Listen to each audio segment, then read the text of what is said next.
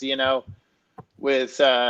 with Tabor, they've got an energetic young coach who wants to lead the team. I don't think Caldwell wanted to do it. I know David Tepper is very hands-on. And I think when you compare Washington to Carolina, I mean, at least with Ron Rivera, you get a veteran leader, presence in the locker room. Ron Rivera, if anything, he's a good leader, and he's a calm, calculated man. That wasn't the case with Frank Reich, and from everything that I've heard, even from stories I've heard in Indianapolis when Frank Reich was up there, the locker room is insane. It's like there's nobody in charge. So it wasn't hard for them to come to the conclusion that Frank Reich didn't need to be on their sidelines anymore. And when you look at the kind of owner that David Tepper is, because this is like the third coach he's fired already, he's not afraid to fire coaches, and he's got enough money because he's like the second richest owner in professional sports to pay off, contracts to get guys out of town. So, I think he's paid like $66 million so far in this 4 years or 5 years or whatever that he's been an owner, and to pay off other coaches just to get out of town. Yeah, if you're willing to spend it, man. I mean, that's nothing to him. Yeah, when you buy a franchise, I mean, it's kind of like playing a game. I mean, I mean, you gotta understand, like, you're gonna lose some money. Like, that's realistic. You gotta understand you're not. The goal is to make a profit, but I think they have an understanding that I might lose some money doing this. And I think if I were to own a franchise, you just want to have fun with it. I mean, obviously, yes, you want to win. You want to spend the money I would think you want to spend the money to have a winning team and put the right pieces in play. But also at the same time, I think you have to have the understanding that you're gonna have some dead money, right? And you're gonna fire some people that are gonna be getting paid a couple years after they're gone, and that's, I mean, look at the Raiders. Look at them, man. And I mean, but historically, that's just, I mean, when you're talking about the Raiders, I mean, I'd say over the last 20 years, you never know what's going on with them anyway. So, But going back to Carolina, I really hope it works, because I do want to see Bryce Young be successful. I do, just like I want to see CJ Stroud be successful. But while we're on the subject of quarterbacks, I was reading today, Adam Schefter posted that Joe Flacco would be practicing with the Browns and could potentially play Sunday. When was the last time we seen Joe Flacco? I don't remember who the last time we seen him. Is that realistic? I don't even think. I mean, because obviously we see that quarterbacks can leave and come back, but the last time we saw Joe Flacco, his arm wasn't. I mean, it was, and let's be honest. While Joe Flacco, I believe he's like, in terms of yardage, he's like right behind Joe Montana. In terms of yardage, but I haven't heard. Oh no! In a couple years, it seemed out the blue. I feel like there's a lot of other quarterbacks that they probably could have went after. I don't. Why Joe Flacco? Like, what is it about Joe Flacco? I don't know. And then against the Rams, against the Rams, if he's gonna play Sunday, it's gonna be against the Rams. And our defense has looked really sharp over the last couple weeks. So and Aaron Donald's coming after you. So I don't know. I don't know. I will. I mean, good for him, but I just don't see what the Browns see in terms of that being the option. Oh, you and me both. I mean, the Broncos. I don't know if they ended Dorian Thompson-Robinson's season or not. But yeah, they've had a lot of injury problems. I don't know if there's line issues there, why their quarterbacks are getting hurt so much or whatever.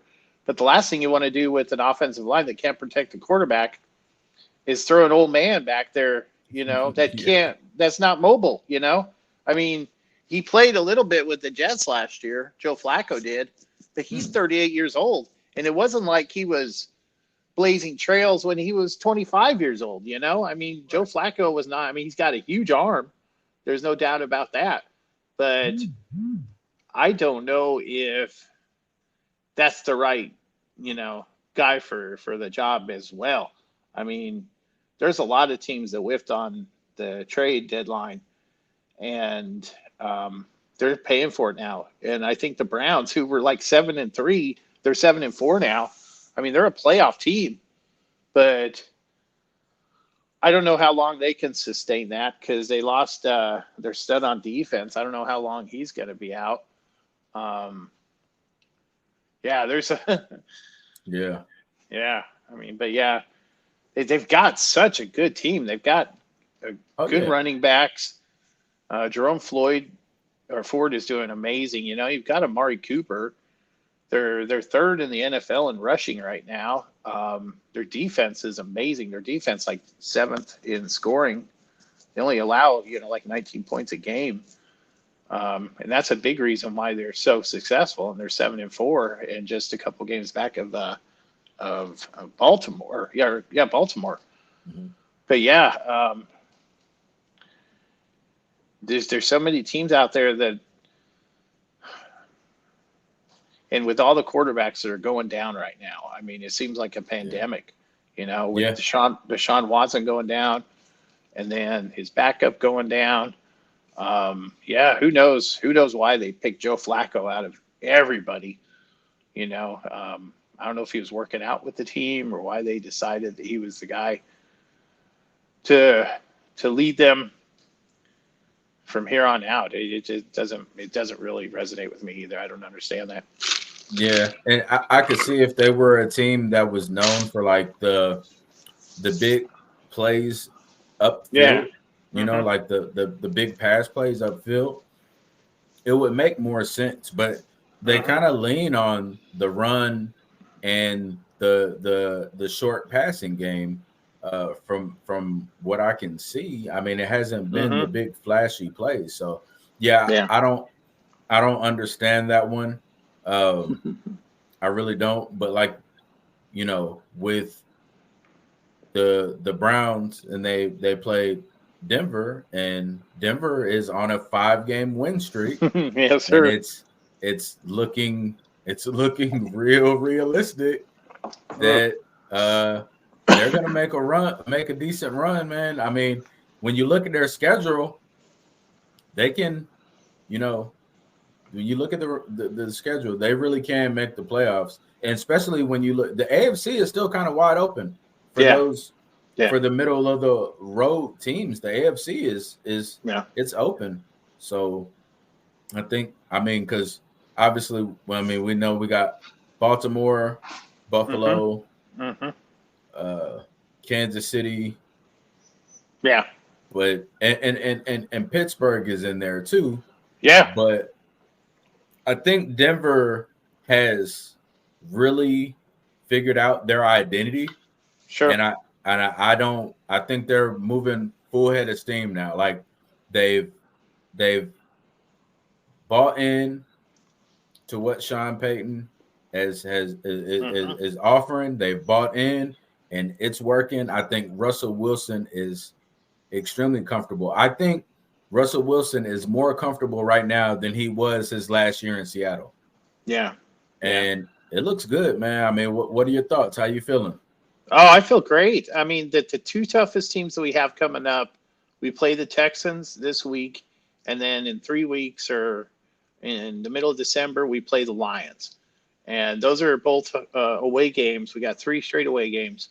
But yeah, we play the Texans, the Chargers, and the Lions. Then the Patriots and the Chargers and the Raiders. I mean, we've got, 4 almost guaranteed wins there. I'd never, I'm hesitant to say that against the Raiders and the Chargers because they're division rivals, and Right. those games are on the road. But yeah, I mean, the run game, I think they put up like almost 200 yards running this past week. We got those takeaways again. The Broncos have had like 16 takeaways in the last 5 weeks that they've been winning, as opposed to like 3 turnovers. Right. So yeah, Russell Wilson is protecting the ball. He's got one of the best QBRs in the league. He's thrown 20 touchdowns, over 2,000 yards receiving or passing.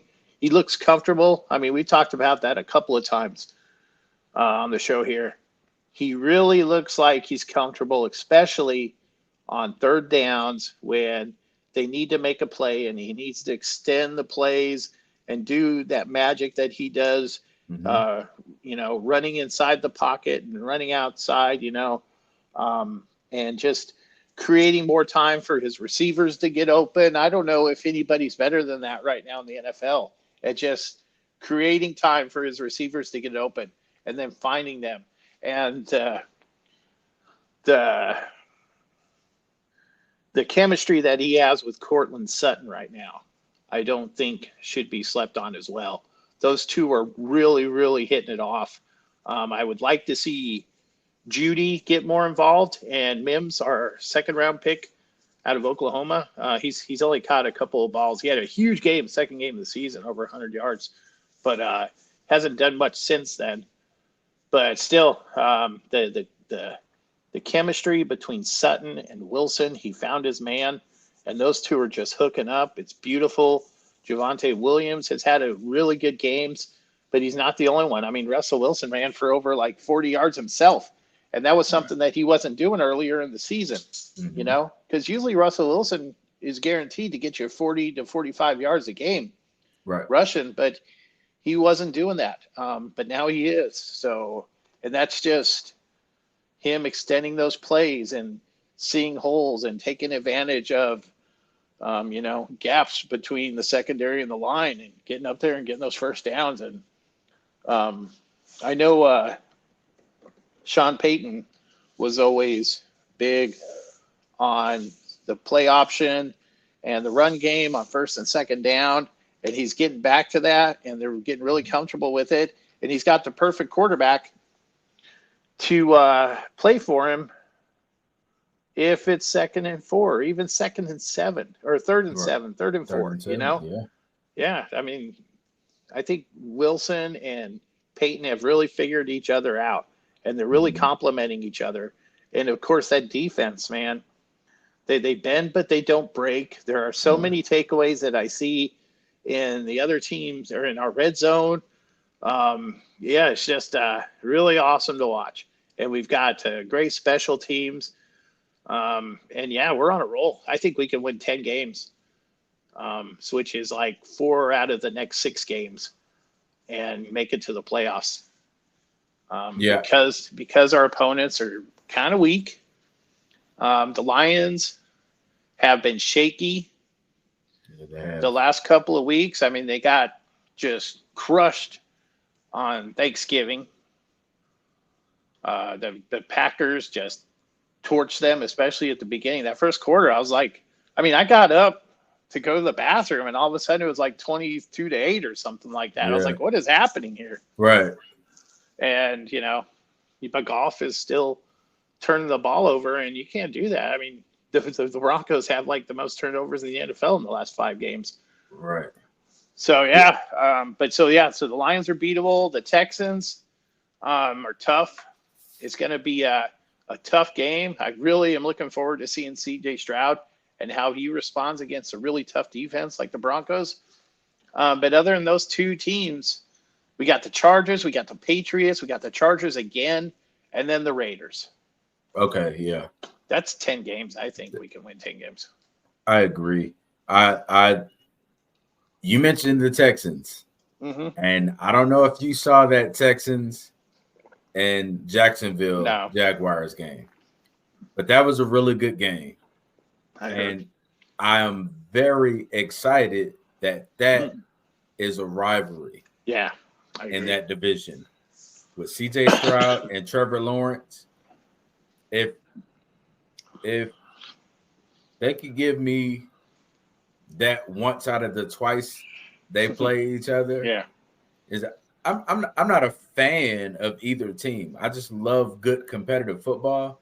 Yeah, and that game was the funnest game that I watched this past weekend. That game was so fun, and it was when they say it's a game of inches, it's a game of inches. I mean, no doubt.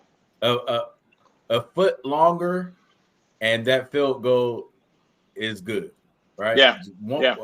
12 inches, and that field goal is good, and that would only put it into overtime.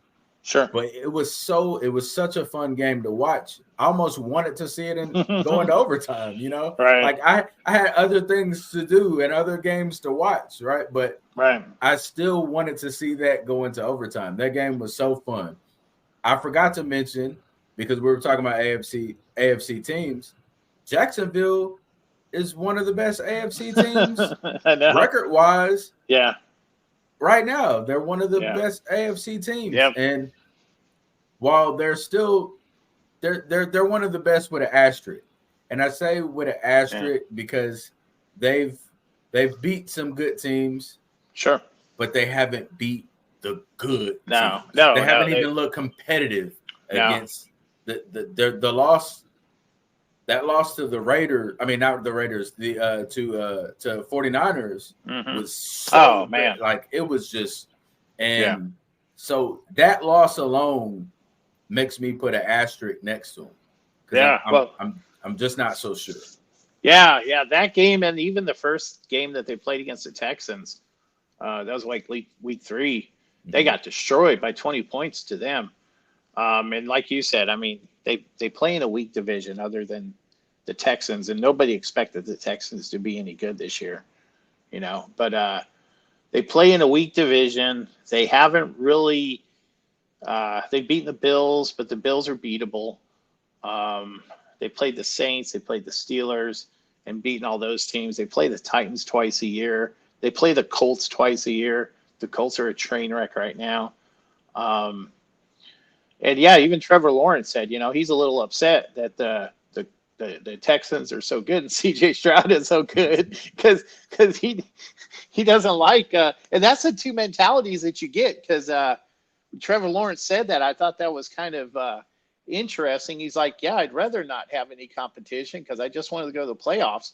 And then I heard Mike McDaniels talking, and he said, if you look at the teams that are successful in the playoffs, they play in competitive divisions. And you've got 2 or 3 teams going to the playoffs in those divisions. So you've been tested throughout the season. If you play in a weak division and you go to the playoffs and the teams that you play are good teams, you don't know what you're doing because you haven't played any decent football this year. You haven't played against any decent teams. So, I mean, that was a pretty telling statement from Trevor Lawrence. But yeah, that's going to be an exciting rivalry for probably 10 years. The fact that those two are in the same division, you don't see that very often. That's going to be really fun. It's almost like, Jim Kelly and Dan Marino played against each other, in that in the AFC East, back in the day. And that's fun football right there. I'm looking forward to them too. And just like you, I mean, CJ Stroud has been so much fun to watch. And, just living in Texas for 20 years, it's cool to see a team that gets some attention other than the Cowboys, Right.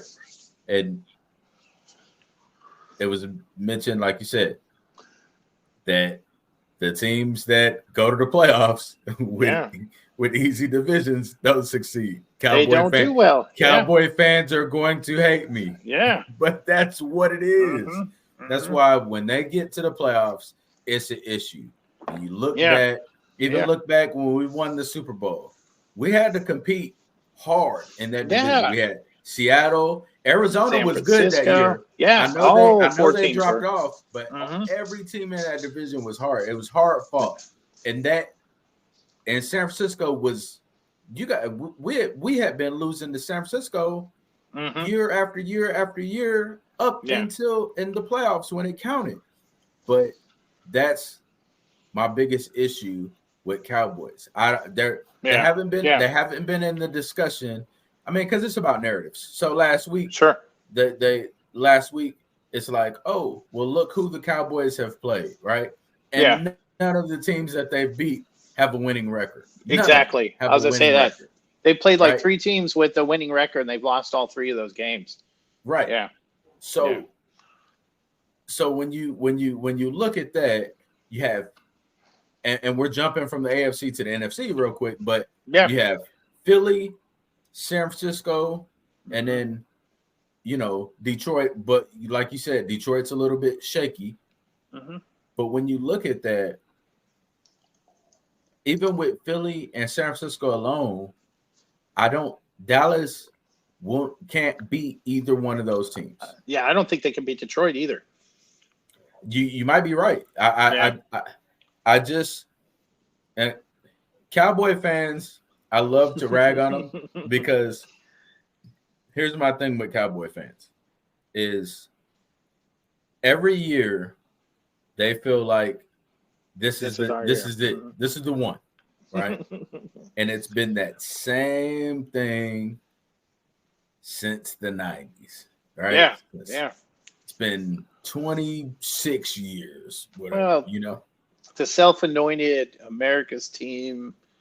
It's just, and you wish that every franchise would have fans that felt that way, that said, this is our year.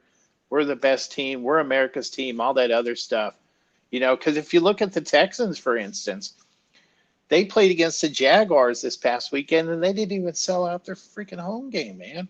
I know, yeah. I mean, you got Dallas on one end who is just, suspicious, and you got the Texans who are really exciting right now and causing a buzz. The whole NFL's talking about C.J. Stroud and that Texans football team, and then nobody's coming to the game, And their tickets are way cheaper in Houston than they are in Dallas. Exactly, and you're in Houston, which is like the 3rd biggest city in America, Why is no one going to these games? Maybe it was a Thanksgiving thing. There shouldn't be an excuse for that, Right. That's why the Oilers moved to Nashville. Yeah. Because nobody was going to the game and the fan base wasn't supporting them. You've got Nashville, which is a 10th the size of Houston, and they're selling out every game. Yeah. So, don't complain to me when the Texans move to Oklahoma City or something like that, because you've got a good thing going there. You've got a young quarterback that's going to be good for 10 years, bar injury. So you need to start going to your football games. That's crazy. Yeah, you need to start supporting your quarterback the way that the Cowboys do, even though, are they that good, Right. Like you said, they play in a pretty sad division. You got the Commanders and the Giants. There's just that's why they get bumped out. And that's a great point you came up with that you pointed out. They've got such a weak division that they play in that it makes sense that once they play teams that are halfway decent in the playoffs, they get knocked out in the first round. Yep. And that's what it's been. With the fan base thing, as a Rams fan, I'm gonna rant a little bit, right? As Rams are crazy, yeah. Yeah. As a Rams fan, right? Okay, they're in LA, beautiful stadium, love it. Gorgeous stadium, yeah. Yeah, sunny LA, Inglewood, right? close to the Forum, right? Well, I partly wish they stayed in St. Louis, where there was an actual fan base. Yeah, we've seen the games where they're playing in LA, and it's more when they play the Cowboys in LA, there's more Cowboy fans there. Yeah. When they play San Francisco in LA, it's more 49er fans there. Pretty much every team they play, we're outnumbered by the opposing team's fans. Yeah. Well, and half of the time that the cameras are on and they're focused on the fans in LA, they're just looking for celebrities to point out that are in the audience, you know? Yeah. Yeah. So you're right. There's and maybe, but LA's always been famous for just being horrible football fans because everybody wants to go to the beach instead of watch football. You know, there's better things to do on a Sunday afternoon. I don't know. Yeah, I mean, they couldn't keep the Rams there in the first place. That's why they went to St. Louis, 30 years ago. Mm-hmm. They couldn't keep the Raiders. Nope. You know, I mean, Al Davis had two choices. He's like, I can either stay in Los Angeles and have an empty Coliseum every Sunday, or I can go back to Oakland with this broke stadium, county stadium. Yeah. That's half dirt from the athletics infield and stuff like that. Yeah. And at least I'm selling out. At least I got fans that give a damn. I mean, you don't get that in LA. And maybe there's not enough homegrown Los Angelans in there that care about, a football team that's only been there for a couple years. Just like the Chargers, The Chargers had a good fan base in San Diego. In San Diego, yeah, they did. But they blew town, But like you said, I mean, St. Louis fans are famous. They're famous, Look at the Cardinals and the baseball. Look at the Cardinals before they moved to Arizona. The football team. Exactly, yeah. That's what I was going to bring up, man. The St. Louis Blues. I mean, those are just infamously passionate people who love their sports. Yep. I don't get it. Yeah, I don't. And I mean, I know it. I know it gets into politics and stuff, and and I know, Kroenke as the owner, he wanted this new facility in LA, and LA was willing to offer, in Inglewood, they had a spot picked out and all of that. And they share. I also don't like that we share the field with the Chargers. Yeah, I don't like that. It's the same thing they do with the Jets and the Giants. Yeah, it's so weird, If you have to share it, it's not really your stadium. And it just doesn't feel right. It feels dirty. It's like wearing somebody else's underwear, man. Right. It's speaking of LA teams, the Clippers they're getting their own facility. Yeah, good for them, man. Good for them. Well, they got the richest owner in sports, so yeah, exactly. Good for them. No, they deserve it. What do you think about the Clippers? Since we're gonna jump on that, man. Russ wants out.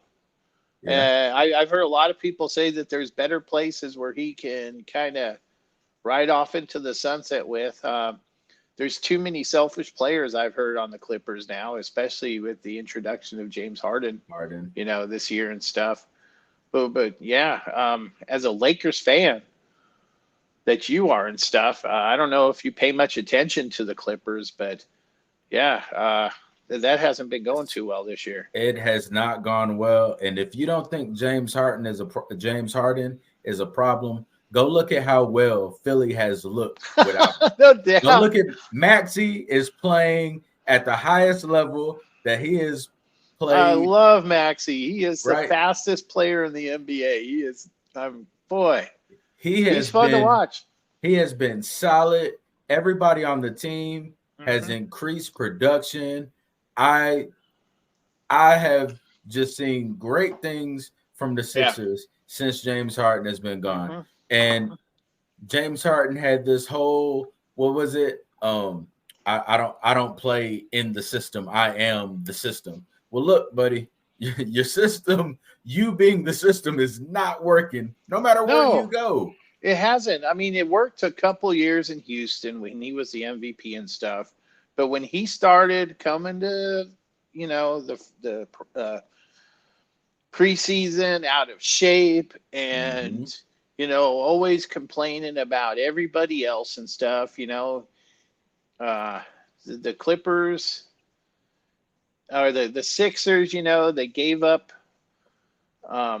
Simmons to get him down there and stuff. And now, I mean, I can't even believe that the Clippers gave up as much as they did to get him out of Philadelphia. That blows my mind. Whoever the what was it, the Sixers GM is. I can't. It slips in my mind. That's amazing that he pulled that off. The amount of players that he got for James Harden still blows my mind. What do you think about Bradley Beal now? Speaking of trades, because he was part of that trade that got Harden in Los Angeles. Yeah. I mean, honestly, we just don't. I don't see enough of Bradley Beal. He's only played in 3 games this year. Yeah, you just don't. There's nothing to. I can't. There's nothing on his gameplay because we don't know it, right? Yeah. It seems like that was. It's looking like a bad trade because he's just not healthy, right? Yeah. What is it? His back? I think it is. It's it, and I feel for it because I have the same problem with my back as he does. It's the lower back and it's the sciatic nerve. Right. God. And the back is. I mean, Yeah. When you're dealing with that, it's like there's nothing that you can do other than make sure you don't sit around too much, or you're not going to be able to get up.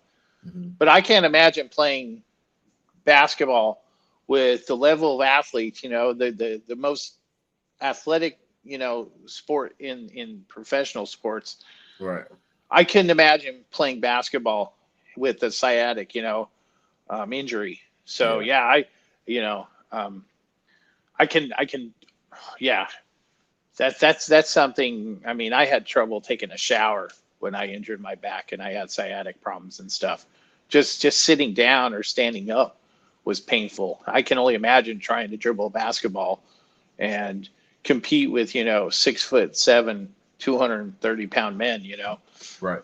Yeah. So I feel bad for him. I do too. I do. And this was supposed to be a good run with what was on the roster for Phoenix. Sure. And you were hopeful that all you needed was Kevin Durant to be healthy and Devin Booker to be Devin Booker and be consistent, right? And we're it's looking like we're not going to see that. I don't know when Bradley Beal is going to come back. I'm not sure either. I think he's out at least 3 more weeks. I know I've got him on my fantasy league. Yeah. He's out 3 more weeks. They're still 11-6. The Phoenix Suns are still like 4th in the Western Conference, which is impressive, and that tells you how great Booker and Kevin Durant are. But it'll probably be at least January, if not February, before February. I would say probably January before we see Beal. And hopefully Phoenix is still up there because you have Dallas. Dallas is in number 3, which I didn't even notice until I think today. You know who I didn't know was still in the league to the other night? DeAndre Jordan. I did not know he was still in the league. He played. When you talk about DeAndre Jordan in the playoffs last year, it was like game 5. I think Jokic got into some foul trouble.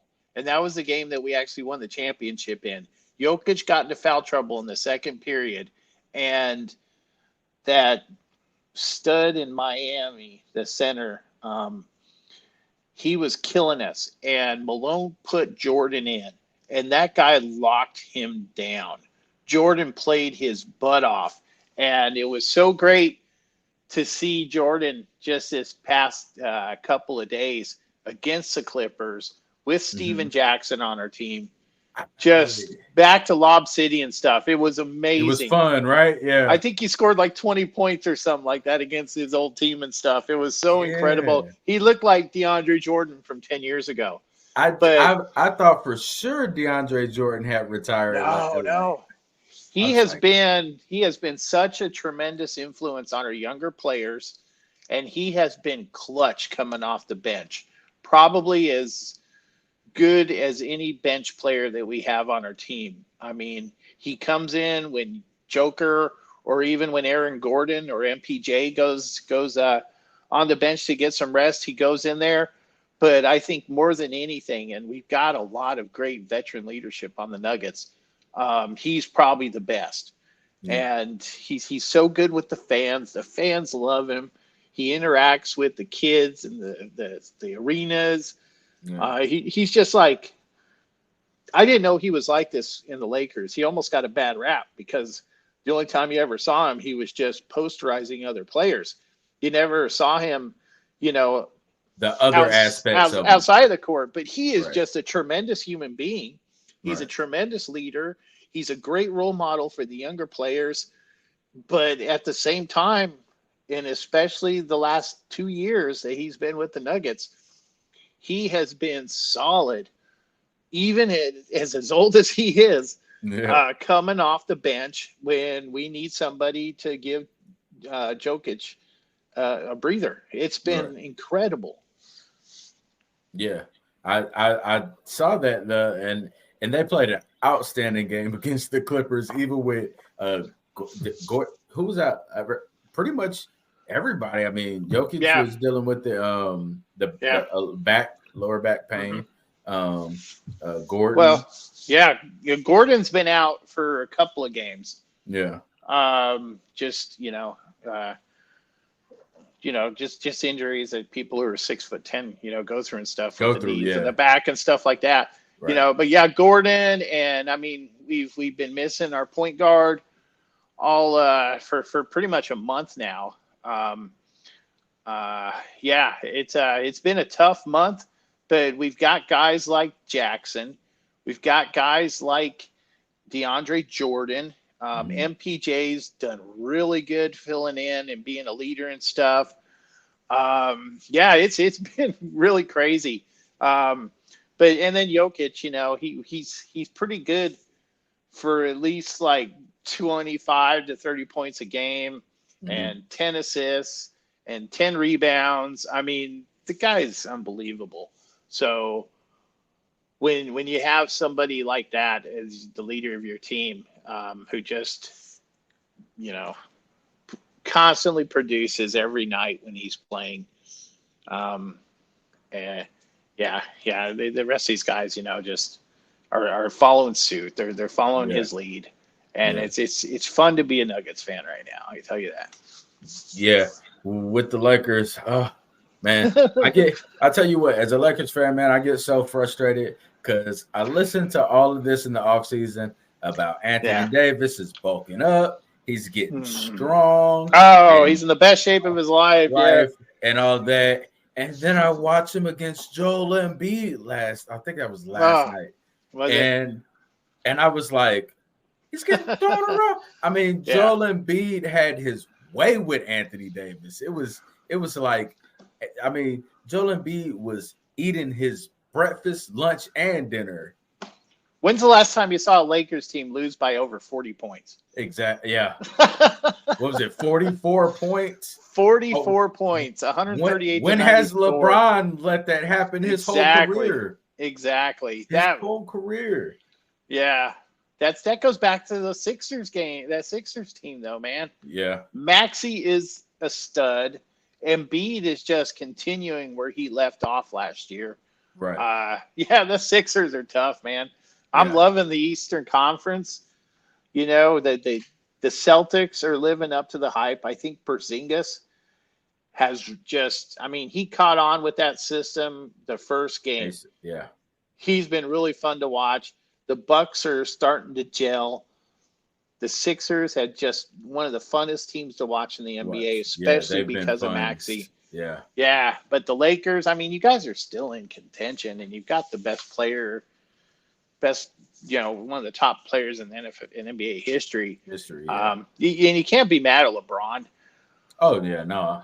The dude's 38 years old, and he's still like the best player in the NBA. I'm mad at Anthony Davis. That's who I'm mad at. Yeah. Anthony Davis is tough because, like you said, I mean, there's so much optimism every offseason. He's coming in the best shape of his life. He's bulked up. He's stronger. You had him. He was a great player for 1 year, and that was in the bubble. Yeah. And you guys, I mean, easily won the NBA championship. Right. If he was good, you were the toughest team we had to play last year in the NBA Finals. Even though we swept the Lakers, every game that the Nuggets swept the Lakers was a close game and could have gone either way, with exception of maybe one. Yeah. I think that you guys were easily the toughest. You were the second best team in the Western Conference last year. I don't think it was even close. I think the Lakers showed that the Warriors their greatness is behind them because they were so terrible on the road last year. But I mean, the Lakers if Anthony Davis can just be half, just come at 50%, they'd have a shot, But it's like you're waiting for him to take over as the primary force in the Lakers, and he just doesn't want to take it or something, or he can't. He's just incapable of taking that. I don't know if he doesn't have the mentality. You always thought he did at the beginning because he was like, the team that you would build. He's the player that you would build your team around and all that other stuff. Right. It's just, and you don't want to say he's a disappointing player because he's had a tremendous career. Yeah, no, his career has been really good. But man, I don't know what to think. I'm a fan of him because, I would take him on my team anytime. But at the same time, I don't think he can be the best player on the team. Yeah. I was going to ask you, I thought about this earlier, and I was going to ask you because I was looking at Boston and some numbers and stuff and looking at how well they've done. Yeah. And I was going to ask you, what has been the better addition to the team? Is it Drew Holiday or Porzingis? Well, they needed Drew Holiday because they're a defensive team. And he's a great defender. He's a great defender. He filled the void that they lost when they got rid of Marcus Smart. Marcus Smart, yeah. So, but Porzingis having that big presence because they had Horford. They still have him. Horford, that big presence, that dominating, great offensive player in the middle. But, Horford's like 90 years old, Yeah. So you can't really rely on him anymore, even though he's still, a great player, and I still love Al Horford. He's just not the same. And I think Porzingis, and I think he's kind of resurrected his career. We're almost going back to the way he played when he was, with the Knicks and stuff. He's fit in with that system so well. And Holiday's he's one of those players that you hate unless he's on your team, Because he'll fight anybody on the court if you mess with this guy. Mm-hmm. And then I think as far as his defense goes, he's solid, dude. He can defend almost any player on the other team. And that's what they needed because that's what they lost when they got rid of Marcus Smart. Right. He's a good leader. He's not as good of a leader as Smart was. But I think Derek White's really picked up as far as leadership goes. I think Derek, he's the point guard now. Yeah. Maybe and that started last year. He cut his hair or something like that, and all of a sudden he's like this great leader on the team. But Derek White's looking really good this year. He's really stepped up. I would go with Porzingis. Yeah. Yeah. Okay. I would Okay. go with Yeah, Porzingis because I really like the way he's playing. And I mean, even the first game I watched with them, game 1 of the season, it's like he'd been playing with those guys his whole life, because they were just right. gelling right off the bat. Well, Porzingis is a smart player. He has a good basketball IQ. Yeah. And I think that's something that's not talked about a lot with him. Sure. And I think a lot of that has to do with when he left New York and he went to Dallas, and he kind of was like in the backseat. We didn't hear a lot about him in Dallas. And then especially when Kyrie, got there and stuff, we didn't hear Porzingis' name so much, Sure. But I think that was a huge asset to Boston. Sure. And like you said, White, like last year, he started to pick up. He was. Last year he really started to bring it on. And I know early on I said Milwaukee, was the best team in the East, but I have to say Boston. As big as a Laker fan I am, I have to say Boston. Like it's hard to give because you remember the 80s, right? Yeah. And I mean historically those Lakers and Boston finals battles, right?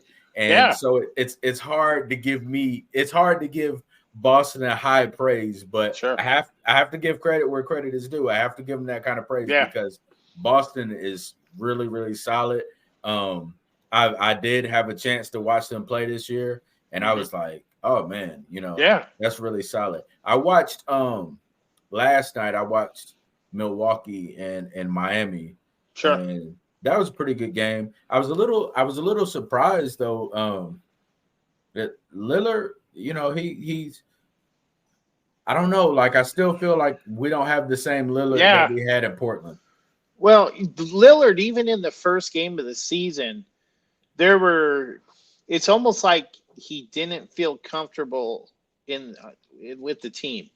And there were moments where he was doing the Lillard thing, where he would go up for a 3-pointer and still draw the foul. And I think he made 1 4-point play in the first game of the season. And you saw glimpses of it, but it's not consistent, man. It's not consistent like Damian Lillard, like you're used to seeing. And I don't know if he's still just waiting for permission from, the freak to be great all the time or whatever. But, I mean, they still scored 65 points combined last night or something like that. Yeah. But at the same time, he's putting up the points, but it doesn't feel like it's going towards anything. And I don't know if there's just everybody else on the team is, just expecting these two to carry him or what. Yeah, and I know Chris Middleton has been, he's coming off of an injury. Yeah. So he hasn't played much. His minutes have been limited. I think he played the other night. He played like 22 minutes or something. Yeah. Like that. Yeah. Last night, Miami was without Jimmy Butler, and Miami still put up a really good fight. I think that score was like 127, 122, something like that. 131 to 124. Okay. Yeah. Yeah. Adebayo, that's the guy. Yeah, Bam Adebayo. Yeah, he was tough last year. He's one of the unsung great centers in the NBA and stuff. He's fun to watch. But Kyle Lowry, who defies age. He put up but they had 6 guys in double digits last night, 2 of them off the bench. I mean, they only played 8 players. The Heat did last night. That's that Miami Heat culture, though. Yeah. And that's what that's historically even since Alonzo Mourning, that's the Heat culture. I don't care who's on the roster, they're gonna play tough, they're gonna play hard, and they're always gonna compete. And we've seen that, like I said, since Tim Hardaway Senior and Alonzo Mourning. That's just been Miami. That's the culture. Yeah. So and that's why Jimmy Butler fit in so well, because that's the kind of guy he is, He's a no-nonsense, hard-nosed player. Right. So, that's Pat Riley basketball. That's Pat Riley. I was just going to say, that's Pat Riley basketball. Because that's how his Knicks teams were. That's how his Lakers teams were. Yep. If you thought that the Lakers were just Showtime, you weren't watching the same game I was, because when the Lakers were playing in the 80s and stuff, they were tough. Mm-hmm. That was a tough team. So were the Celtics and stuff. Right. That's the only way that the Pistons could become relevant, was they had to get tougher than those two badasses. So yeah, they had to. yeah. You have John Sally, Bill Laimbeer, Joe Dumars, Yeah, Isaiah Thomas, Rick Mahorn. He was the biggest of BAs. Yeah, yeah. And that's because the Lakers were so tough back then. But that's that Pat Riley.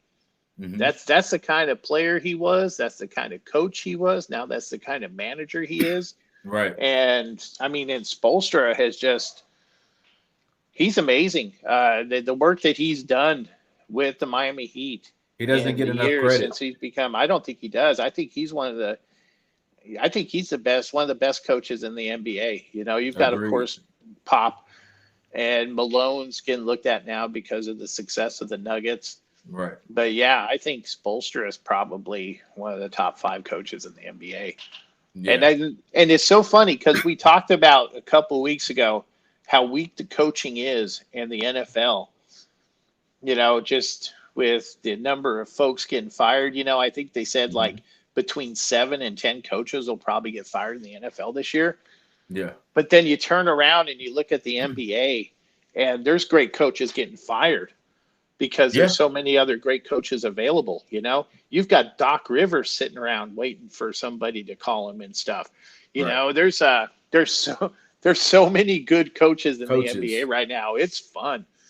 Yeah, I agree, and that's been going on because I always been a fan of Thibodeau, and when he was in Chicago, he was really making that thing work, and then they fire him, and I'm like, who are you gonna get better? Yeah, right? Exactly. He goes to the Knicks, and he makes the Knicks more competitive than they had been. Yeah, right. And like you said, the coaches in this league look at Jason Kidd, what he's able to do in Dallas. Yeah. Oh God, yeah. And I've always been a fan of Jason Kidd. There's so many good coaches in the league right now, and I think you have more good coaches than teams, and I think that's yeah, exactly. Right. And that's why we have what we have in the NBA in terms of that being fun, and you mentioned Pop, and Pop has been part of that. He has been able to get some of the best draft picks over the last 30 years in terms of David Robinson, Tim Duncan, and now with Wemby, Wemby. Now, speaking of that, they've lost 10 in a row, and Wemby he's looked vulnerable. What can Pop do? I know it's a young team, but he is. I don't know if you've caught any games, any games. Yeah, a couple. What do you do? I watched the Nuggets game, and he's still too small. Even though he's 7'5", those are men he's playing with. Those are men he's playing against. And there were so many moments where, the bigger players on the opposing team would go up for dunks or go up for rebounds. And it was like he wasn't even there. They would just get the rebound, because, he's not that strong. But, he's still got so much skill, and he's had moments of greatness and stuff. And, but yeah, there's nobody helping him, on his team. I think that's a big problem. If you look at like Chet Holmgren, I think that's his name, with the Oklahoma City Thunder. Yeah, they've got a solid team, man. They've got an amazing point guard. They've got an exciting team that runs and stuff, and it plays to his strengths. And I don't think Wemby's ready to be the primary player for the team, but he's been thrust into that position because there's nobody else that's stepping up, man. I mean, they're the worst team in the Western Conference. He leads them. I mean, he scores 19 points a game. Yeah. He's doing it. You know, he's putting up the numbers, and he's made tons of highlights. You know, he's got a great future, and I'm really looking forward to what he can do in the NBA. But not until he actually gets some players around him, because you talk about Tim Duncan and how great he was. And, you want to credit Pop, but he also had a hell of a team around him. At one point he had David Robinson playing with him.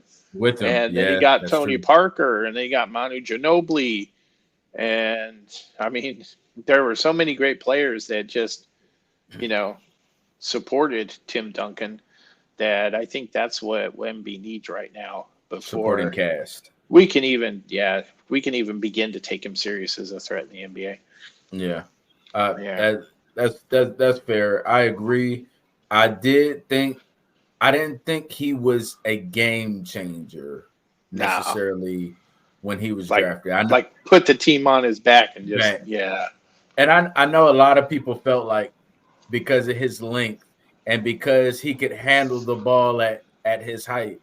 And I was like, I was like you, because everybody can't be like what's the name there in Dallas from Lithuania, like come to this league and have played with grown men. Sure. Are you talking about like Luka and stuff? Yeah, like Luka. And, those guys. Everybody can't do that. Like Luka came to this league and was ready. He was NBA ready. But look how he's built, and then look how Wemby's built. Exactly. Look how Jokic is built, and then look. They're not built the same. I mean, Eastern Europe and France are not the same. Exactly. Right. So it's just different because I know they say the foreign players are. I say this, they're so good, they're fundamentally sound, and they're tough, but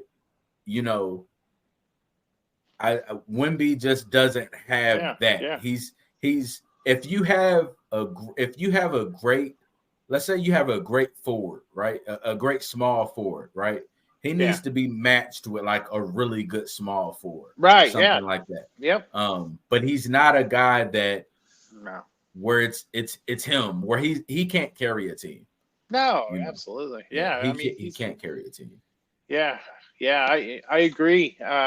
But at the same time, he's averaging 20 points a game, which tells you how good he is. He's on a terrible team. He doesn't have much support as far as the roster goes, but he's working for one of the greatest coaches in NBA history. Right. And he's still averaging 20, and he's only 19 years old. So, I mean, this is going to be a fun adventure, I think, with Wemby as long as he stays healthy.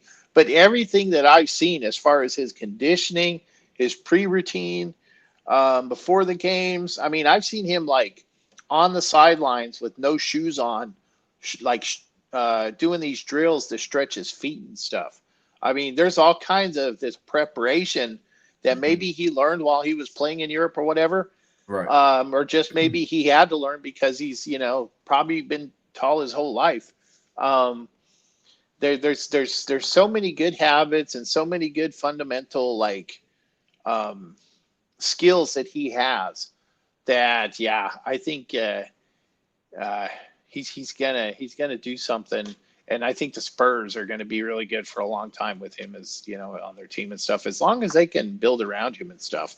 Right. But they got a couple years. Yeah, if they can get a couple of solid veterans down there right. to maybe be his power forward or his point guard or something like that. Yeah, that they could get dangerous like overnight, because that's how good he is. Yeah, as a player. They're one good player. Yeah. And and one medium good player Sure. from being something solid. Like you said, he's averaging. Mm-hmm. He's Yeah. good defensively. He's long, so he does create. But like you said, it comes down to strength. And Yeah. I Yeah. don't know that he will get much stronger. I don't. I Yeah. I mean, don't think his frame will ever change. yeah, You know. everybody can't be the Greek freak because we saw when he came into the Yeah. league Yeah. and then he bulked up, right? You Yeah. know, He did. yeah, Yeah. he bulked up. But I don't think we'll get that out of Wemby, but I do think that we will get an increase as he gets more experience. We'll get an increase in play when Yeah. he gets Yeah. some other things around him. I think it Oh will yeah. open up some things for him. Um, you know, with that said, Uh-huh. with everything that we have, like with all the solid teams, because I think this year we have a lot of solid teams. Like Oh yeah. even the teams like we haven't mentioned, like the Atlanta Hawks and The and Timberwolves. the Shit. Timberwolves and stuff. Yeah, right. I was like, I looked at the record and I was like, damn, I didn't even know. You know what I mean? Like it was That was out the the first blue. team that gave us a loss this year. Yeah. Yeah, Timberwolves like ain't no it was. joke. Yeah, they're really good. And I was like I said, and I had been watching basketball, and Mm-hmm. then I didn't see till today that the Dallas Mavericks Yeah. were third in the West, Yeah. and I only saw it because they were there was a presser and they were talking Mm-hmm. about Jason Kidd and he was like, you know, y'all talk about all the bad stuff. I Yeah. say let's talk about the good stuff, you know, which Yeah. Yep. I agree with him, you know. But the NBA is looking like it's gonna be a fun year. Yeah. I'm excited. I usually, you know how it is, you don't really get focused until after Christmas because you're still trying to focus on the NFL. Yeah. But I'm surprised that the it's some really good teams. Like the West looks better than it did last year. Yep. The East, the same teams look good, but those same teams look better, Yeah. especially since the Sixers were able to get Harden out there. Like I said, that was what I Oh. let off with when we started talking about basketball Mm-hmm. is how much better the Sixers look without, you know.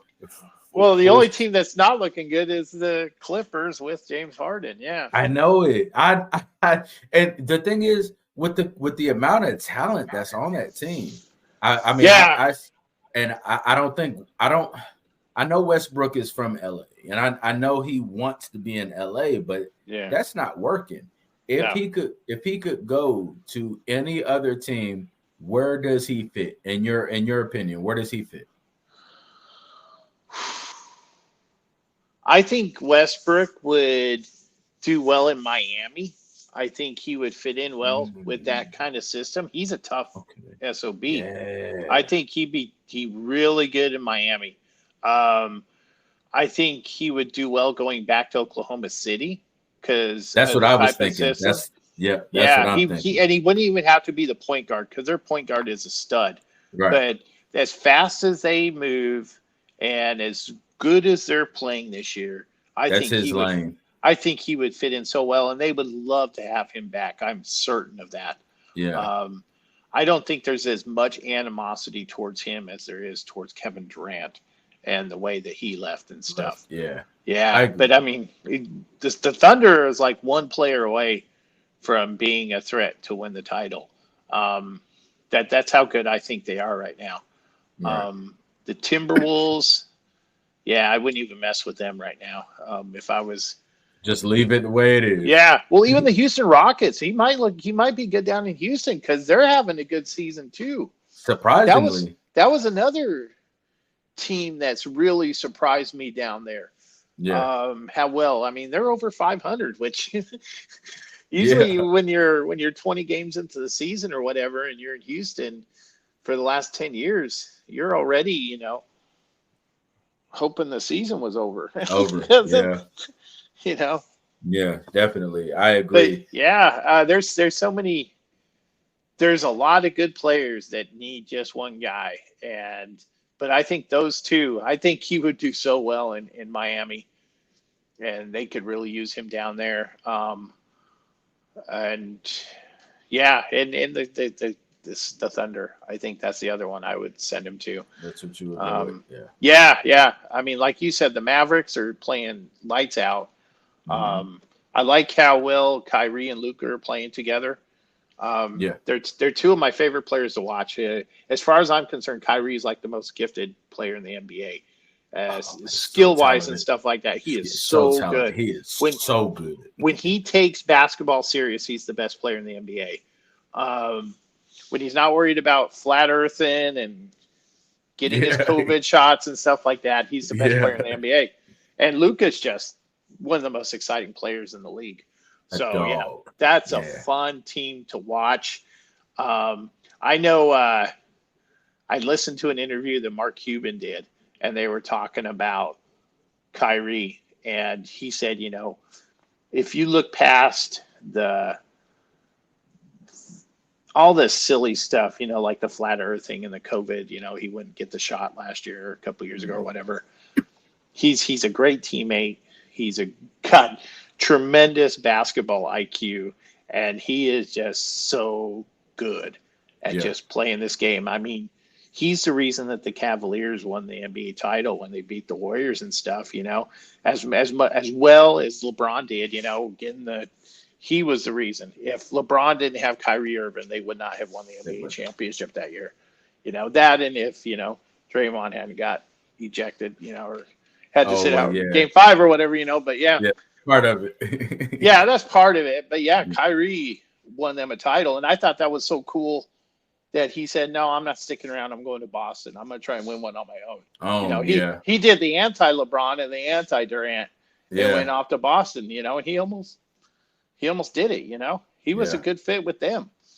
But he's fun to watch. And the Mavericks are must-see TV. The Timberwolves this year are must-see TV. Yeah. The Wizards are terrible. A little disappointed with them. I've always been a big fan of God, what's the name? Kuzma. I've always liked Kyle Kuzma. He's probably the only bright spot in that whole team and stuff this year. Not Jordan Poole. Well, Jordan, and I hate to say that because Jordan Poole, because if you look at, because Jordan Poole and Bradley Beal were traded, if you did a comparison, the Wizards got more bang for their buck than the Suns did because Jordan Poole's averaging 15, 16 points a game. Yeah. The problem with Jordan Poole is he's not a leader. And I think you did a post on Twitter a week ago or so ago about, at this point you thought that Jordan Poole, and he's been put in the situation to be the top dog because that's what he never was in Golden State. And Golden State. That's what he wanted to be. He was still playing under Thompson and Draymond. There's nobody in the NBA that would go to Golden State and be nothing more than just the 4th best player on the team, Right. And everybody else is cool with that. Iguodala was cool with that. Everybody else is, even Chris Paul's cool with that this year. Right. So Jordan Poole finally gets his chance. He goes to Washington. And, I mean, he's got decent stats, but he's not the leader that you want him to be. If he's the best player on the team, he needs to act like it. And you don't see him really acting like it. Yeah. There's just, there's so much wrong with that team right now. It is. But, were you expecting much? I mean, they haven't been good ever, so you didn't really know what to expect. But, what they did you expect them this bad? I didn't expect them to be this bad. No, exactly. I mean, even with Beal was still he was balling with the Wizards. And it was like he was the only guy putting up points and stuff when he was playing and stuff. But, I mean, with Kuzma, I love the guy, but he needs to have a team around him because he's not a number one player. No. And, and neither is Jordan Poole. Yeah, they don't have that. Like, that roster is just a bunch of guys who can play. But exactly. But, just a bunch of guys who can play, but, like, none of the skill sets to Yeah. ball out like that. Yeah, you know? exactly. Yeah. So that's the issue with them. Same thing. I mean, Charlotte's kind of the same way. I mean, I know you got Ball, and he's He's so good. Yeah, I love watching him play, but Yeah. but I don't know if he's I don't know if he's just content down there. But that's another team that's like, yeah, okay, like what else are y'all gonna do besides look good sometimes? Yeah, like with highlight reels, Right. Yeah, that's it. That's exactly what it is. I mean, if you were to just watch the highlight recap of their games, with all the amazing plays that Ball makes. They got Rozier. Who they got? They got Gordon Hayward. He's great and stuff. They've got a lot of highlight guys, but yeah, it's not anything that's going to get them, into the playoffs or anything like that. It's a fun team, and like you, I mean, out of all the Ball brothers, he's really, really exciting to watch. Yeah, he is. But yeah, there's not much going on there. But he doesn't have much around him though either. No, he doesn't. Gordon Hayward was great, when he was in Utah before he broke his leg after that injury. Yeah, and then he was still decent. Sure. I mean, even when he went to Boston, absolutely. I mean, I was a fan of him. Me too. I like his game, but I mean, I think that has I think when that Hayward is gone, obviously. Oh, sure. We're not going to get that. I think his window was only a couple of years. Yeah. Yeah. Oh, yeah. Yeah. Very, very, very short window. The teams that you just know that, Chicago didn't expect nothing out of them this year. No, sure. Again, Charlotte didn't expect nothing out of them. Sure. I haven't. Sure. The Knicks, though. The Knicks have been good this year. They have. But they were good last year, though, too. Though. Yeah, and I like Julius Randle. I'm a huge fan of Julius Randle. I liked him when he was in LA. When him and Randle were in LA, I didn't want to get rid of them. Like, no doubt. I did not want to get rid of them. I really liked that young core that LA had. All of those guys. I mean, obviously, you ended up getting D'Lo back last season because he was up there in Minnesota. But I liked that young core that they had, but they had to dismantle it and rebuild with what LeBron, preferred. Which I understand, and I mean, it got them a championship. The results. Yeah. The results are. I don't care about that. Yeah. The results speak for themselves. Yeah. Right. What are some other surprise teams in the NBA? I'm looking up here because we talked about the Rockets. The Pelicans are looking decent.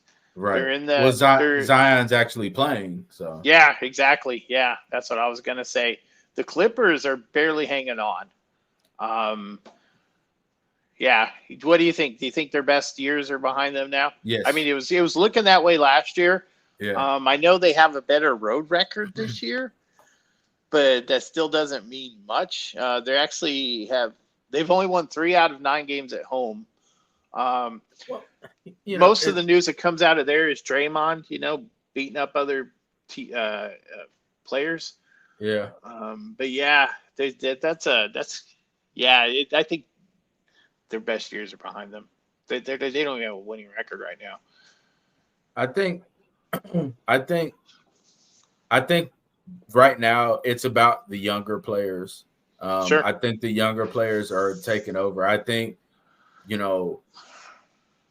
and I don't. Well, can we? It's like I said, Zion. You got Zion. We talked about Oklahoma. That whole team is really. They're really so young. That's one of the second youngest teams in the NBA. Yeah. Right. And Luka is actually still really young. Like, Luka's still really young.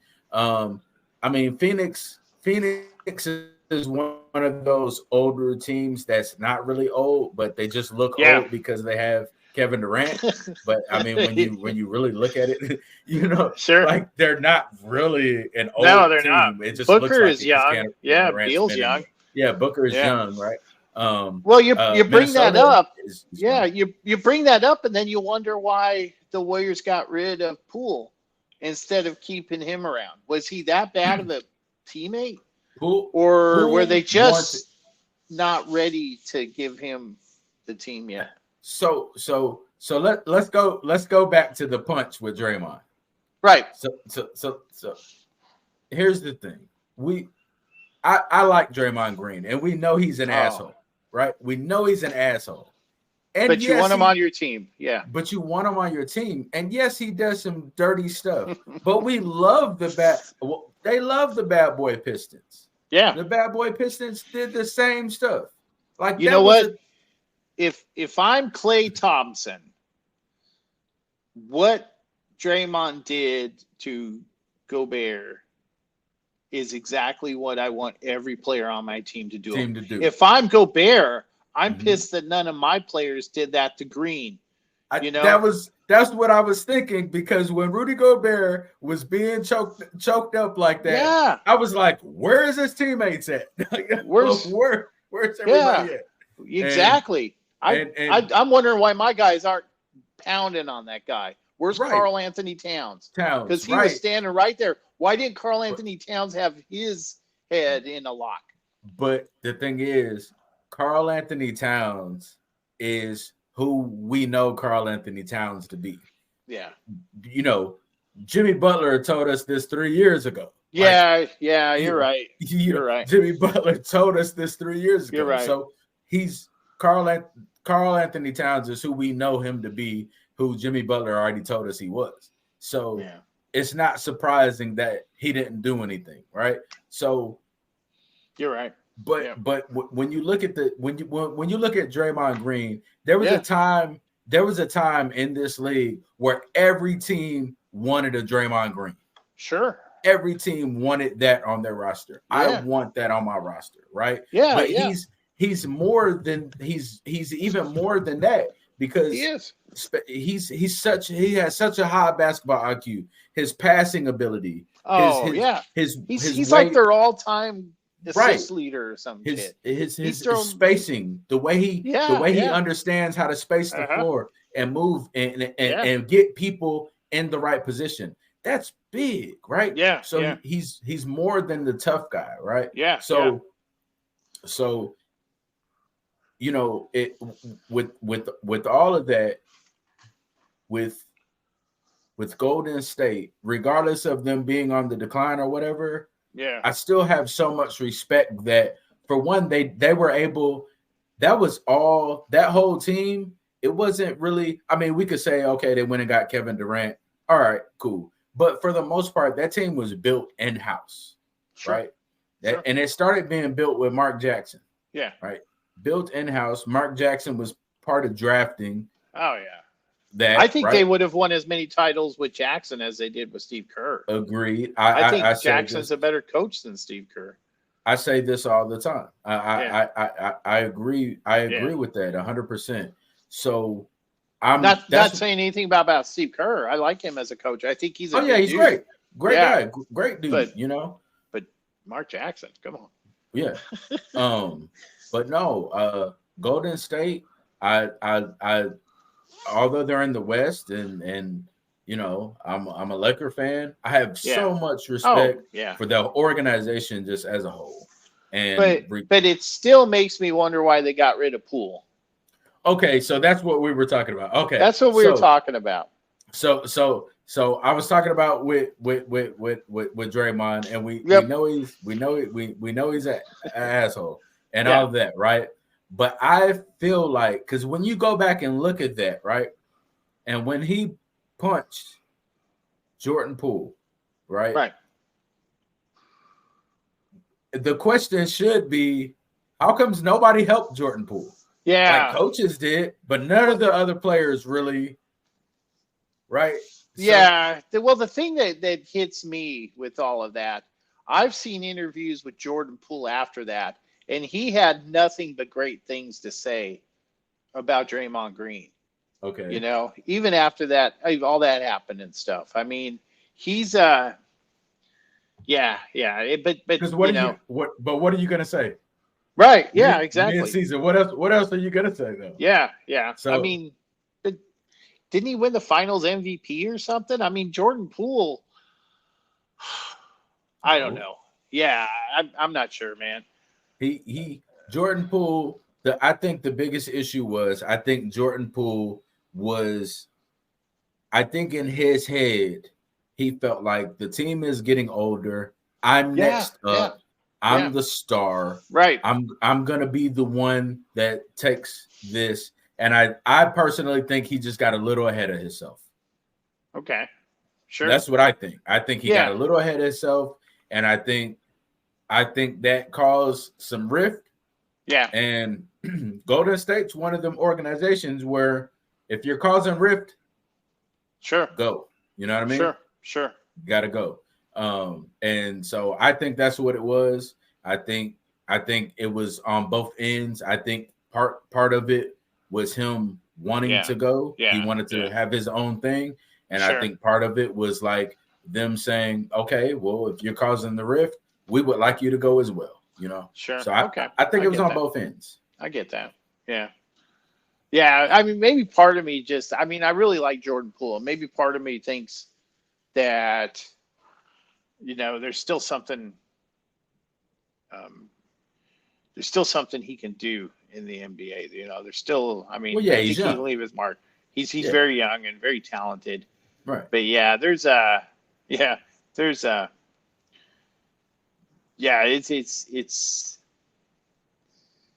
it's funny that there's so many great teams in the Western Conference, like you said. And I think the Warriors are the last team to get in. I think they're like the 10th seed or something like that in the Western Conference. But as great as the records are for the other teams, I think the Warriors are still the last team I want to see in the playoffs if we get there. You're tired of it, huh? You're done? Because, because they're still the Warriors, man. You know, they still got the greatest shooter that ever lived, you know, probably the second greatest shooter that ever lived on their team. Draymond is so good. And like you said, so intelligent and such a great defender. And now you've got Chris Paul, who's one of the best point guards to ever play the game, as a backup. You know, I mean, there's so many things. It's almost like they've got too much talent. They don't know what to do with it, you know? Right. But they're still the last team I want to see, even though there's so many great teams in the Western Conference, you know, like the Mavericks, like the Timberwolves, of course, the Nuggets. You know, they still scare me, man. Just like the Lakers scare me, man. I mean, the Lakers are like 4th in the Western Conference right now or something like that, 4th or 5th. You know, and just based on all the different ways they knocked the Nuggets out of the playoffs in my lifetime, you know. Oh, yeah. With Magic and then Kobe and then LeBron and, you know, it was like, you know, that whole who's your daddy thing, you know, which made me laugh. But they were our daddy for my whole life, you know, because they're the Lakers, you know. Even them, you know, it's just like, I know we're a better team than both the Lakers and the Warriors this year, right? But they still scare the crap out of me every time. It's still that small little slither. Yeah, because in the last 10 years, the Warriors have been the team that's knocked the Nuggets out of the playoffs and stuff like that. And the Lakers, all my life, have been the teams that have knocked the Nuggets out of the playoffs. You know, so you still got that like mental block where you're just like, you could be up by 10 points in the deciding game and still think, you know, it's all going to fall apart. You know, that's how that's what it's like. Well, being the fan of a team that's been happened so much your whole life. Yeah. Yeah. It's happened so much. So it's always in the back of your mind. Like, it's like, this is so awesome, but something's going to go wrong. Yeah. Nothing's ever gone right in our life. So of course, yeah. I don't, it's no secret that you have Boston and Denver in the finals, right? That's what everybody's saying. And I like that. The Sixers are slowly changing my mind this year, but I still think that the Celtics, like you said, with the additions that they made with Porzingis and with Holiday, I think they're still really, really scary.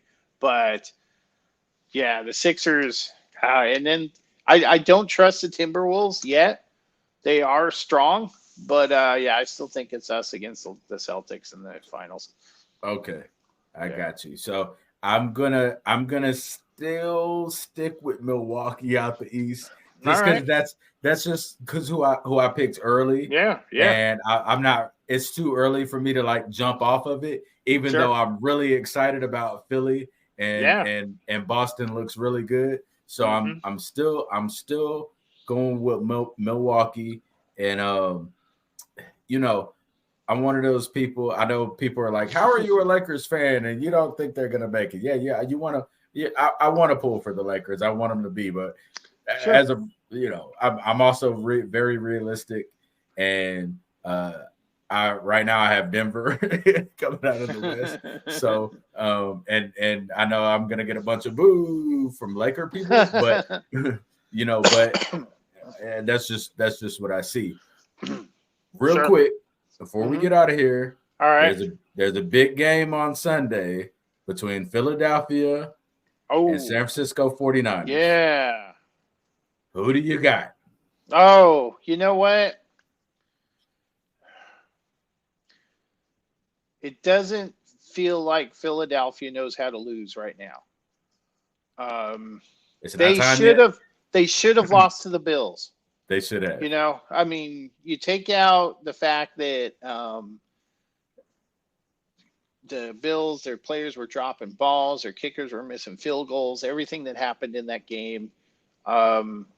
I mean, even the Eagles, with the false starts by Kelsey, in that last drive and stuff, before that kicker kicked that 60-yard field goal into the wind, Right. In the wind and rain, he still kicked that field goal. It just feels like, first of all, Jalen Hurts is unfazable. Yeah. All this stuff going on, rain pouring down, everything else, and they turn to him on the sidelines, and he's just sitting there. And he's right in and then he just they made that field goal, and he's like shaking his head like, I can't believe we're still in this. And then he went into they gave him a chance, and you can't give those guys a chance. Yeah. The 49ers are the hardest team to figure out this year. Them and the Dolphins, I think, because you don't know how they're going to play against good teams. Yeah.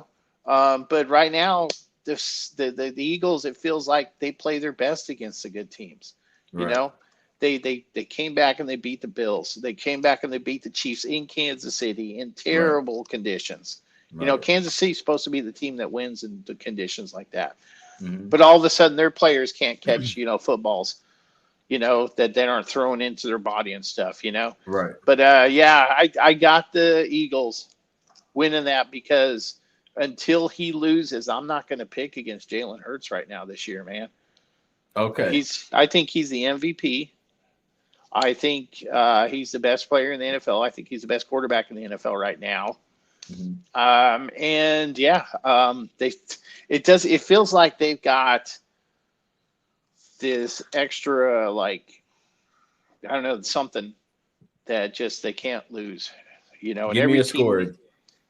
Oh, that's a good question. That one's in Philadelphia, right?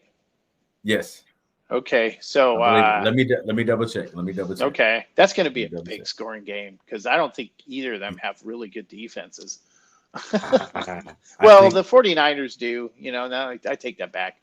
49ers pretty. I think it's going to be like 20.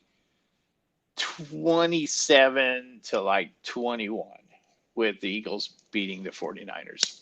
Okay. Yeah. Philadelphia Eagles against the.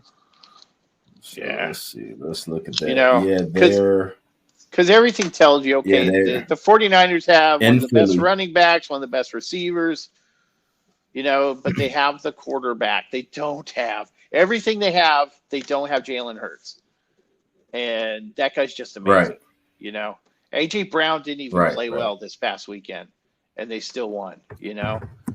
And it's just like it seems like there's something always – it's like something always happens that goes right for them, you know.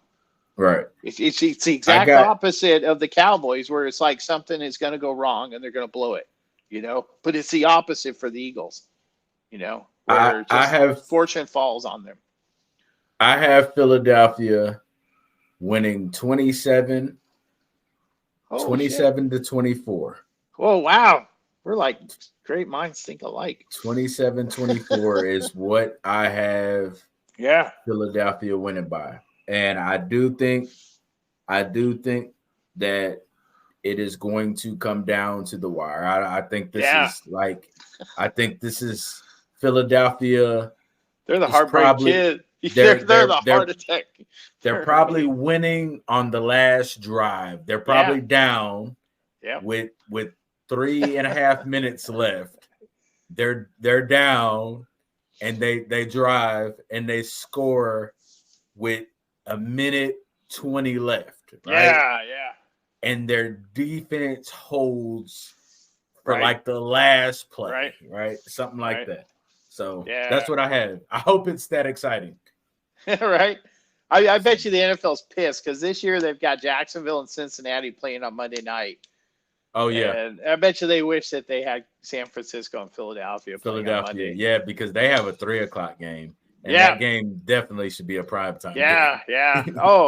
Well, they moved the Denver game to the 12 o'clock game. 12 o'clock game, yeah. Because they didn't want people competing, because the Texans and the Broncos, they didn't want the viewers competing against the Eagles and the 49ers. They wanted a competitive game in the morning too, because if you look at the schedule, Dallas playing Seattle on Thursday night. I've got Dallas winning that one. Yeah, me too. The Colts and the Titans. I've got the Don't Titans, care to watch. But who really cares? Yeah. You've got the Chargers and the Patriots. Nobody cares. Nobody cares. The Lions and the Saints. The NFC South is so stupid right now that I don't even want to talk about them. Even though I like Bryce Young, even though I like Baker Mayfield, the fact that the best team is like 5-8 or something right now, and that it's just crazy. 5-6.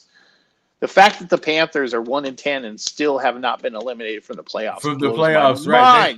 They still have a chance to make the playoffs. Realistically, they can still make the playoffs. That's still crazy. Win their division. Yeah. Then you've got the Jets and the Falcons again. Nobody cares. They're only going to talk about that game because it's the Jets and because Aaron Rodgers might play this year. Right.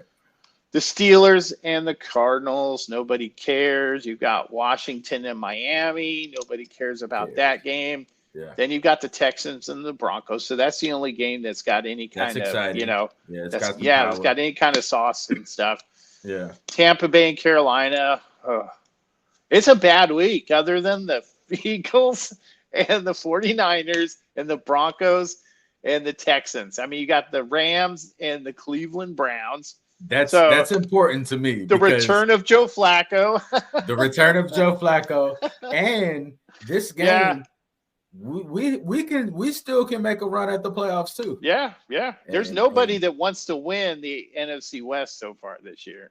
Oh, well, at least it doesn't feel like for nobody does. I mean, like Seattle was like, "Oh, we're up here," and like, "Oh no, we just who else might want it?" You know what I mean? It's like nobody's talking about Geno Smith anymore. You know, everybody's completely went out there, right? The Seahawks are so glad they got rid of Russell Wilson, and then you're like, "Yeah, we know why Geno Smith has been bouncing around for 40 teams." Exactly. Who else? Yeah, you've got Sunday night, Kansas City and Green Bay. That might be a good one. Yeah, be a good one. Green Bay's got some promise. That's going to be in Wisconsin, so that'll be fun. Yeah, There'll probably be snow on the field. Yeah, and then of course Jacksonville and Cincinnati, which at the beginning of the season you thought that would have been one of the better games, but yeah, they've got like their third string quarterback, and the quarterback for the Bengals is not Browning. terrible. Browning. Yeah. I saw this stat on that guy. His senior year in high school, he threw for like 91 touchdowns and like 6,000 yards. Golly.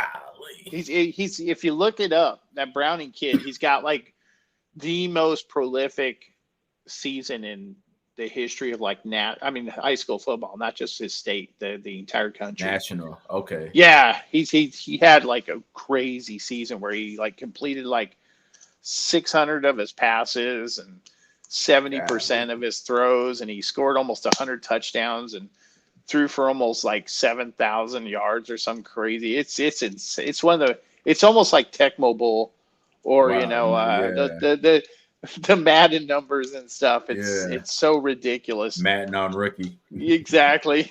Yeah. Exactly. Right on rookie. Yeah. But yeah. He didn't look real bad. No. Sunday. I mean, the Cincinnati hasn't looked great all year. So yeah. Well, with this guy, and he I thought he played well against Pittsburgh. I think so. I think he has a shot to get picked up and looked at by other teams as a potential starter if he plays well for the rest of the season. Right. You know all the stories about like the Brad Johnsons and the Peterson, when Brett Favre went down, who got monster contracts because they played 2 or 3 really good games at the end of a no-win season. Right. Because the big star quarterback got injured. And I think he has the potential to be that guy. Yeah. So, and every one of these quarterbacks that's playing right now has the shot to do that. This is why you're a backup to a superstar. Because you might get your chance to actually show that there's a reason why you're the backup quarterback, to the Joey Burrows and to the Deshaun Watsons and stuff like that.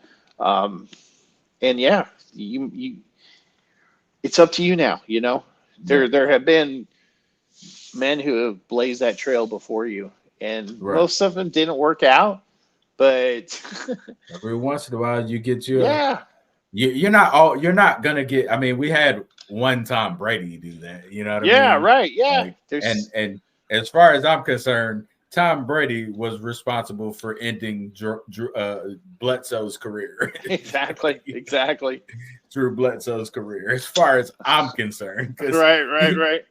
Tom took over, and then what happened to Drew Bledsoe after that? So I think he played a couple of years in Dallas. Yeah, it was under Parcells, who drafted him. Yeah, right. Because you got to remember, Drew Bledsoe had been in a Super Bowl prior to that. Drew Bledsoe was an amazing quarterback. Yeah, he had played in a Super Bowl. So, well, Drew Bledsoe was so good that despite the success that Tom Brady was having as his backup, everybody was still like, "Yeah, our defense is the reason we're this good, and just think about how good we're going to be when Drew Bledsoe comes back." Yeah. Because you had Teddy Bruschi and what's his name? Ty Law was back there.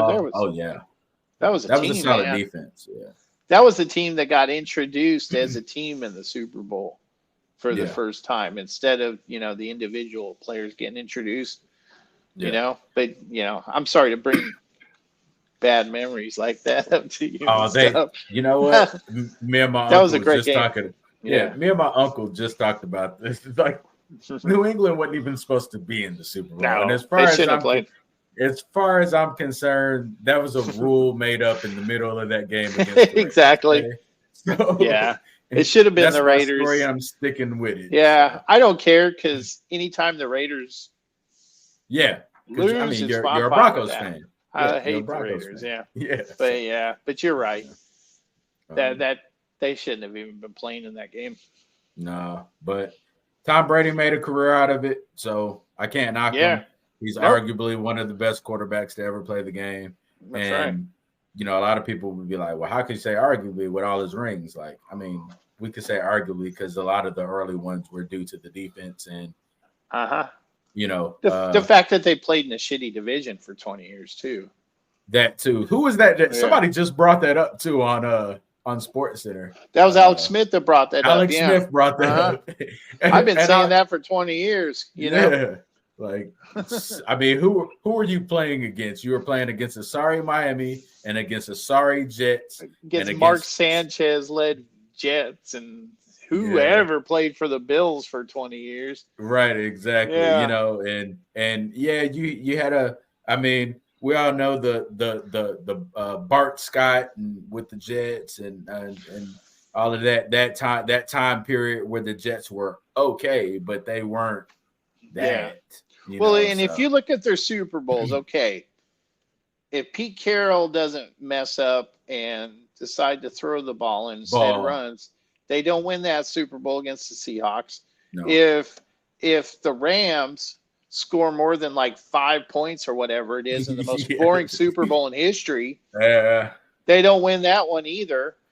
They shouldn't have even played in their first Super Bowl against the Rams. Yeah. I mean, the Super Bowl, I think that the Steelers should have gone to the Super Bowl when they played the Eagles. There's so many reasons. They were just like the team of good fortune.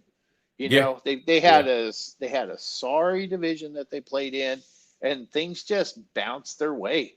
Yeah. Not only in the playoffs, but in the Super Bowl. And maybe that's great coaching, where you take advantage of things like that.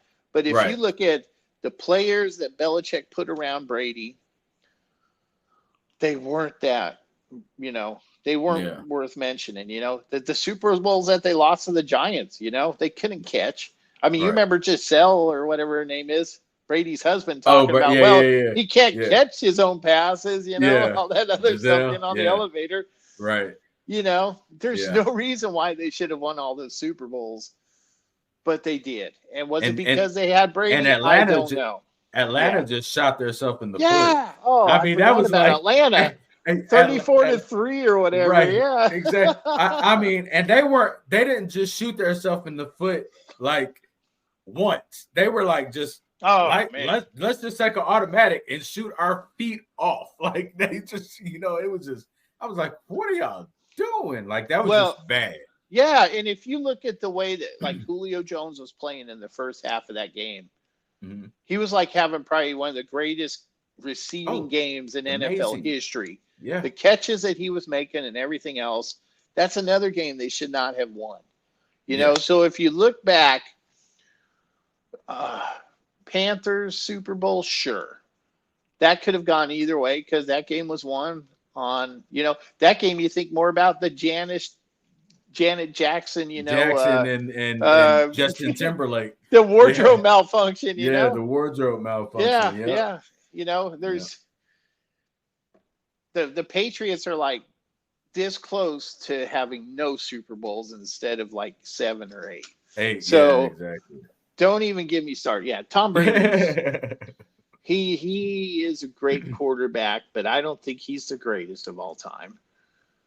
And I think they just had really good fortune the last 20 years. Yeah, I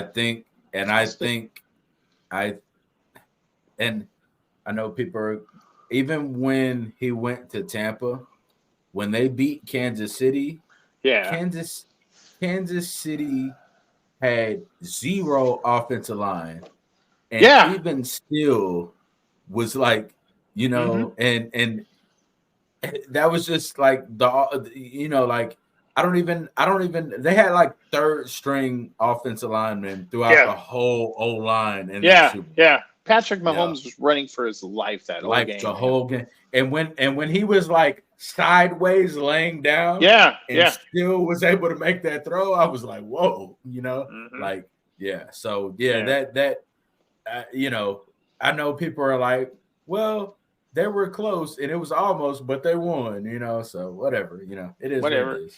Yeah. It is what it is. To this day, I will say, if they would have stuck with Jameis Winston with that team, they could have won the Super Bowl too. You think so? Oh, I think so. I think Jameis Winston could have won the Super Bowl with that team. Regardless, of Tom Brady or whatever. I think the weapons were there. They were there. Weapons were definitely there. Yeah. Well, I mean the only thing that Tom Brady contributed was Gronk. We brought Gronk in. Yeah. But even Gronk was the fourth best receiver on that team. Yeah.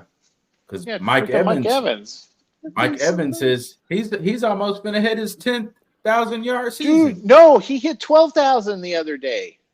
Did he? Okay. He's almost to 12,000. I was going to say the same thing. I can't believe that's the same guy who caught balls from Johnny Football. Oh, yeah. Yeah. That's Mike wild Evans, to think about. Yeah. Wow. Yeah. He was the primary target of Johnny Manziel at Texas A&M. Yeah. And look what he's done with his career. What he's turned into. Yeah. Nobody talks about Evans, but he's probably the best receiver in the last 10 years, even though you've had, the great receivers that you've had. Consistency-wise. Consistent.